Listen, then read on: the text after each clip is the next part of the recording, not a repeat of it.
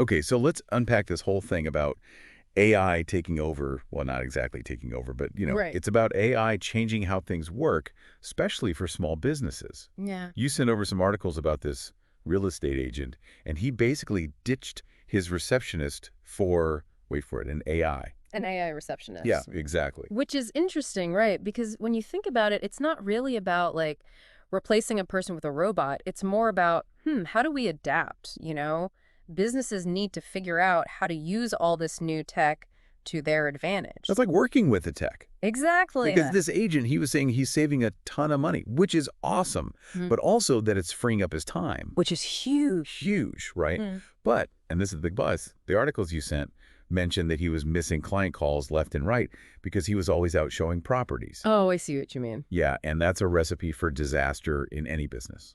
Absolutely. I mean, think about it. A missed call is a missed opportunity, potentially a lost client, lost revenue. He needed a system that was more than just like an answering machine, right? Mhm. Something that could actually capture and organize client info so he could actually use it. Okay, so walk me through how he actually solved this problem. So he decided to try out one of these new AI-powered voice agents. They're basically like virtual receptionists. But, and this is key, it wasn't just a glorified voicemail system. Right, those have been around forever. Exactly. This AI could actually like hold conversations. Really? Yeah, well, to a certain extent, it could answer basic questions, stuff like that.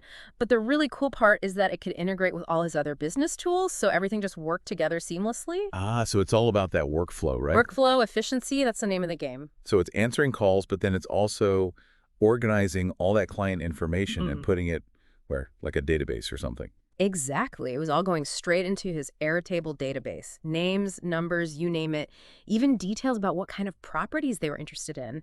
And that's huge because then he can follow up with leads super quickly, price out jobs accurately, and just manage his client communications so much better. That's amazing. Right. And it's way more cost effective than having a full-time receptionist. I was just going to say, this all has to be cheaper, right? Oh, yeah, much cheaper. I think he said it was getting like 20, maybe 25 calls a day.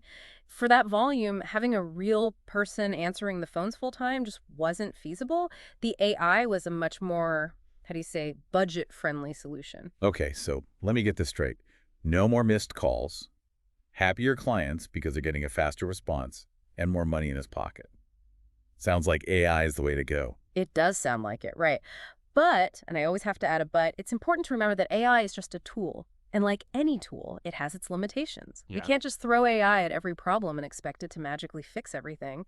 It's about finding the right tool for the job. That makes sense. But what I think this real estate agent's experience really highlights is how AI can help small businesses, entrepreneurs, really anyone who's trying to make a go of it. They can scale up their business without necessarily having to like double their costs at the same time. That's a game changer, for sure. For sure. And I bet this isn't just about real estate, is it? No, not at all. I mean, imagine this kind of AI receptionist in a doctor's office, right? Yeah. They could handle booking appointments, answering those basic patient questions. It would free up so much time for the staff. It's like the healthcare industry is just screaming for this kind of thing. Seriously. Or even think about lawyers, consultants, anyone who's doing a lot of client intake. This tech could be huge for them. It's kind of funny when you think about it.